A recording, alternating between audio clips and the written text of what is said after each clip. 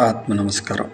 ஒரு முறை சுருளிக்கு ஒரு 10 வித்தியார்த்திகள் பயணம் செஞ்சுட்டு ரிட்டன் திரும்பி வந்துக்கிட்டு இருக்கும்போது இந்த ஊரில் ஒரு வடகரை இருக்குது அப்படின்னு சொல்லி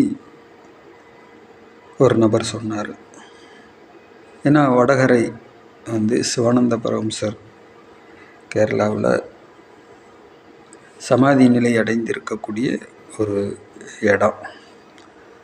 அதனால் அந்த வார்த்தையை சொல்கிறாங்க. திருப்பி இன்னொருத்தர் சொன்னார், அந்த இடத்துலையும் கூட அந்த ஊர்லேயும் கூட ஒரு வடகரை இருக்குது அப்படின்னு.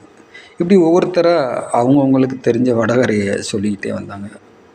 அப்போ நம்ம சொன்னோம், மலைகள் புறம் மேக்சிமம் மேற்கு பகுதியில் அமைஞ்சிருக்கு. அப்போ ஆறுகளெல்லாம் கடலை நோக்கி, அதாவது கிழக்கை நோக்கி ஓடும். அப்போ எல்லா ஊர்கள்லேயும் வடகரையும் தென்கரையும் இருக்க தான் செய்யும் அப்படின்னு சொன்னோம். உடனே அந்த பேச்சுக்கு ஒரு முற்றுப்புள்ளி. இதுதான் இந்த தவத்தில் கிடைக்கக்கூடிய ஒரு ஷார்ப்னஸ், பார்வை. எப்பயும் நம்ம அடிக்கொருக்கா இந்த வார்த்தையை சொல்லுவோம். நீங்கள் உள்ளே பூந்துட்டிங்கன்னா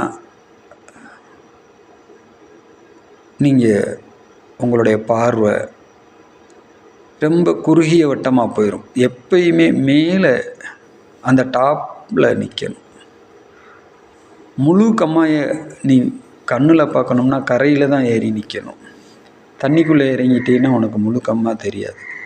அப்போ உன்னுடைய பார்வை எப்பயுமே அந்த டாப்னஸில் இருக்கணுன்றது தான் இன்றைய அறிவில் உங்களுக்கு நம்ம கொடுக்கக்கூடிய தகவல். ஆத்ம நமஸ்காரம்.